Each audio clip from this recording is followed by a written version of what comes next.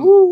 Like you said about Michigan State, honestly, their issues, and I'm watching the game, and it was so sad because the way that they were really losing that game was their secondary was just dropping the ball, bro. Like their secondary was terrible.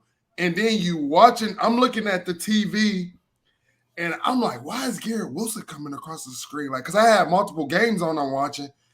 Why is Garrett Wilson coming across the screen? They're showing old highlights of that secondary getting torched last year by Ohio State.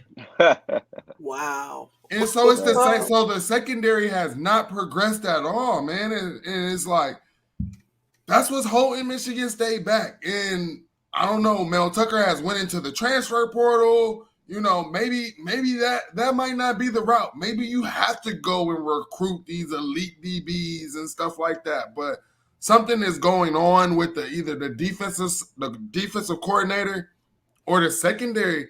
I don't understand how you just continuously, year after year, continue to get beat like that. It makes no sense to me. And my thing is this, man. Michigan State, they're a team. They credit themselves. They usually run the ball well. When I was watching those guys, they were not running the ball well. And when you can't come out there and run the ball, and your quarterback passes the ball, I think he passed the ball for 40-something times. You're way outside of your game plan. And Washington, you got to give credit to their defense to get those guys out of their game plans, because I don't think Michigan State had over 100 yards rushing as a team. Everyone was struggling. They were constantly running it.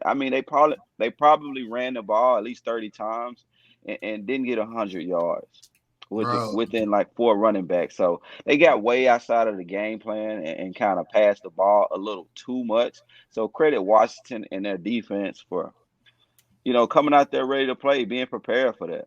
And then you also got to credit Michael Penix, man. Michael Penix went off, man, from Indiana. And it just goes to show Indiana. Michael